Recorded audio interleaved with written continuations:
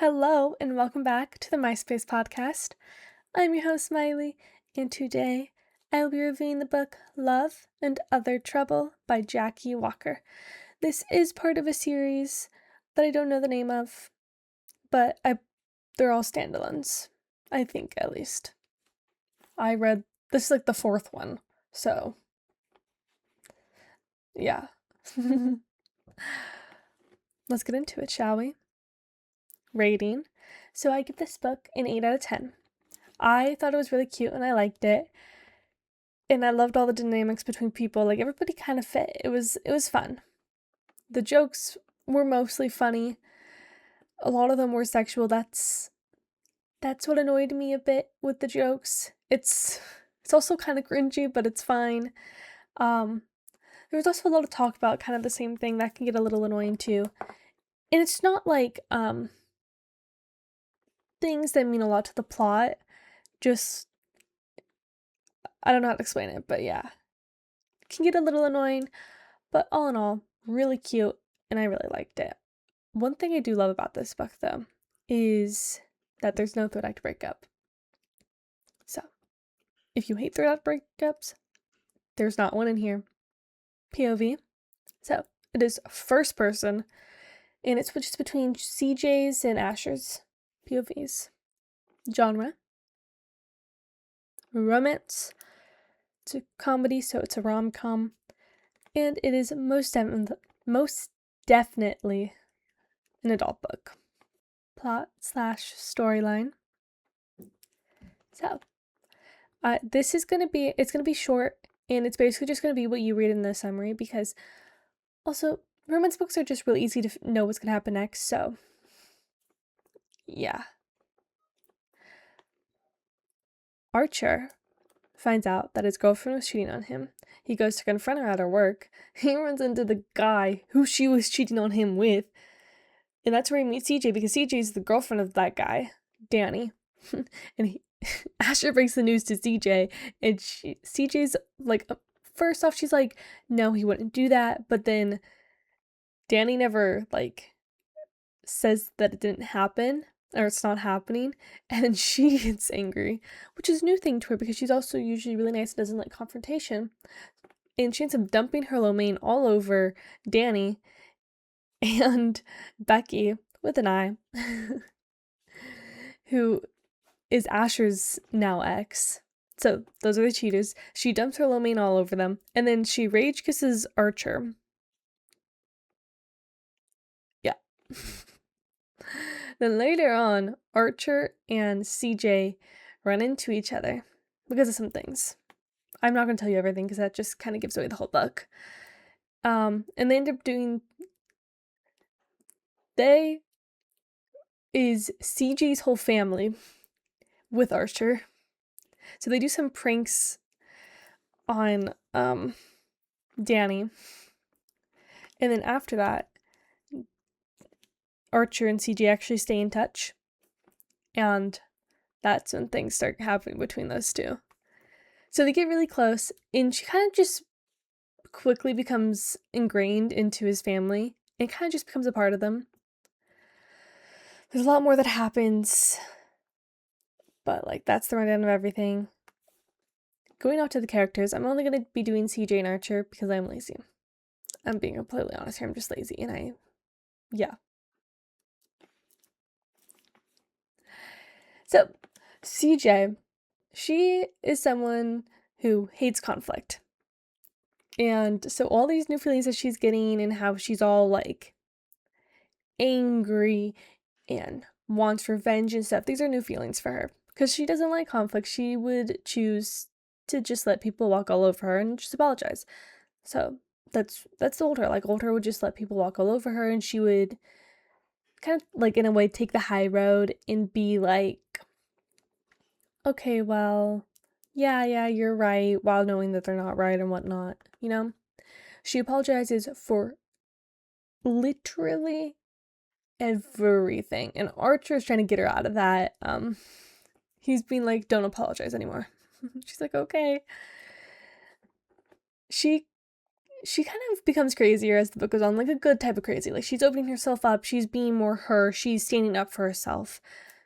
She's becoming this person who will stand up for those she cares about. She already kind of does that, but it's like more. She's not trying to solve a conflict anymore. She's standing up for what she believes in and what she wants.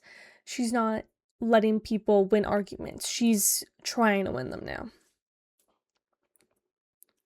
And she becomes a really big part of Archer's family.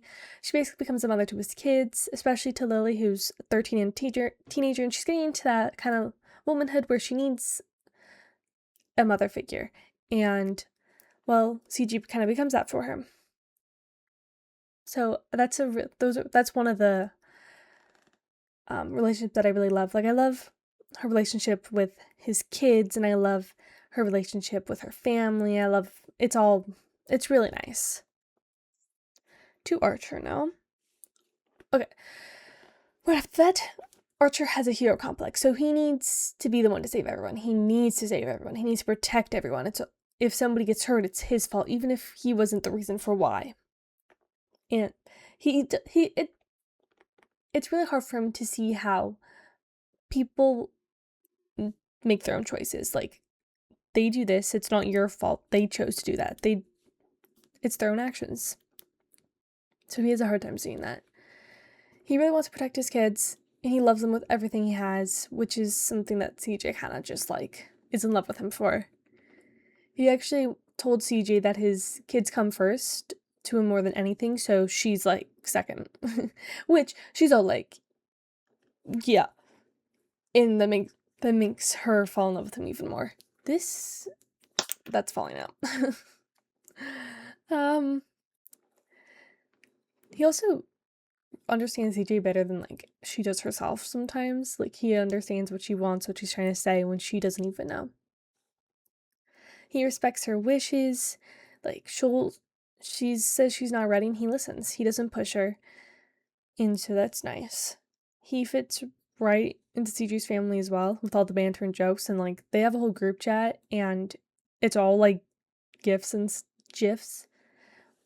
You can say it anyway, because GIF, so GIF, whatever you want, right? So he fits right in. So yeah. She has a lot of siblings, and I don't want to get into it because everybody's, like, married to everyone. I'm kidding. But everyone is married. Except one person. Which I'm guessing, because I'm pretty sure there's another book after this. It's with that one person who is single. Maybe. Because there was another character introduced, but, like, you'd already know who that character is if you read the other books. I didn't read the other books. Maybe I will later. We'll see. There we go. I fixed the camera. Spoilers. Dun dun dun. So, I said there's not a lot to say here, but then I filled a whole page. So, yeah. This is just a rundown of everything else. So, I think I'll do this part first. So I'm gonna do CG's part first. So, kind of her all part of the story. So, the whole pranking stuff in with Becky. So, and if y'all forgot, Becky is Archer's ex-girlfriend. Becky stole Danny, CJ's boyfriend, from her. And then CJ pranked Danny, and because Becky is now with Danny, CJ also kind of pranked Becky as well. Now, Becky starts pranking CJ. And CJ is like, well, I can't let that stand, so she gets her back. And part of this is also because Becky also she had plagiarized CJ's work to get this job that CJ really wanted. So, and CJ, before she knew about this, was all like, okay, I'm not going to prank Becky, actually. But then once she heard that, she was like, oh, it's on, girl, it's on. After, though, she does the big prank, she's all like, okay, I have to take the high road now. And not do that anymore. She's like, I got my revenge and I feel good about it. So then CJ is like, well, I'm going to file a report because she plagiarized my stuff, my work. But Becky ends up filing one before her that says that CJ actually took her work. And because Becky filed it before CJ could file her stuff, it looks like CJ is the one that actually plagiarized. But CJ also has all the work. Becky's saying like, oh, well, I told it to her and she wrote it down and stole it all, which everyone knows is not true. Like, everyone also hates Becky. Everyone hates her. CJ was able to get a recording, though, of Becky admitting what she had done. And from the recording, we see that it turns out that the whole reason why Becky did what she did was because CJ is a really nice person. She's kind of like the golden girl. And while Becky's stepsister was also like that, but I guess this isn't Becky's words, so we don't know if they're true. Her stepsister was actually like a bad person and wasn't nice to her. Supposedly. We don't know the truth about that, though. So, in all honesty, basically she was just jealous of CJ, and she kept like amping up these pranks and doing these things to CJ because I think she was also probably jealous that she had Archer, which honestly, that's her fault for doing what she did because that's how they met. That's how Archer and CJ met. On to the next part, and we have to go fast because my camera is slowly dying again. So, we're talking about Archer's ex-wife, Celeste. So she's not at all involved in her kid's life, and this especially hurts Lily, who actually knew her mother, and, well, she wants her mom. She was 8 when she left. Lily tries talking to her, but she is always blown off.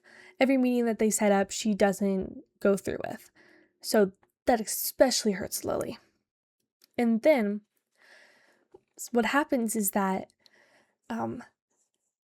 Lily sees that she's actually only like maybe 20 minutes away, so she's in town. And she texts her mom and was like, hey, can we talk or meet up or something, blah, blah, blah, blah. And so it's like, oh, I'm super busy, I'm in New York. And Lily is all like, she just lied to me. And she finally grabs the courage and she's all like, I want to come. And she tells Archer and CJ, she's like, I want to confront her about the lies and everything else. And they're all like, okay, we'll take you. But right then when they're going to leave, Archer gets a call that it's time for Archer's brother Andy to go do the whole sting thing that's happening because Andy had gotten mixed up with the wrong people a while back, drugs and everything, and now he has a $20,000 debt to them and he has to pay it off.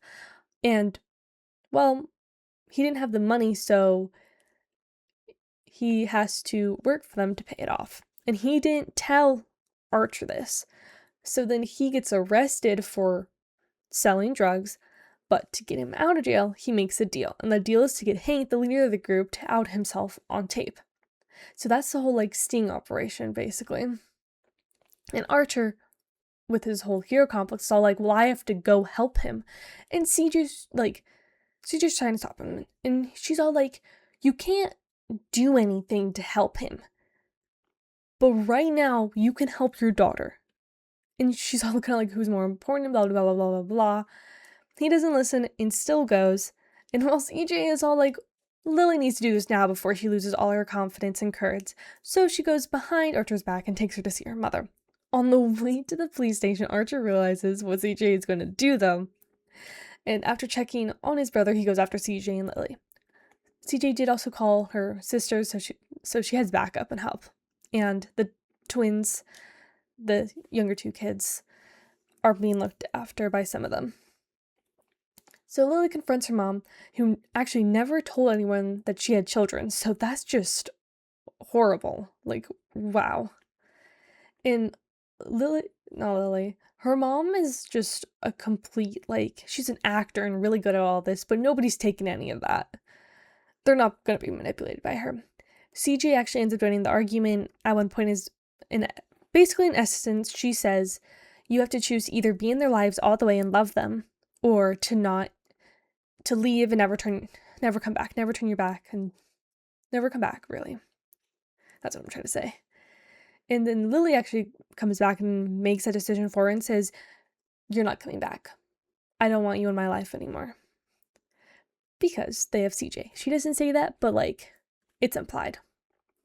Archer actually gets there and he agrees with them, and then they leave and happily ever after. Another thing is that conversation was also kind of just weird. Like, Celeste actually just kind of randomly turned and was all like, I love you so much. And like, it's lying and acting, but also at the same time it's not. And it was just really weird. So I didn't really like that scene. But yeah. And so everything happily ever after. That blog is basically just her moving in with them. CJ moving in with Archer and his kids. There's 3 of them. I hadn't mentioned that. Lily, who's 13, and then the twins who are 6, Emma and Ethan. Yeah. That is it. I don't know what my next book is going to be. So yeah. Thanks for watching and listening, and have a good rest of your day, night, week, month, year, life. Thank you, and goodbye.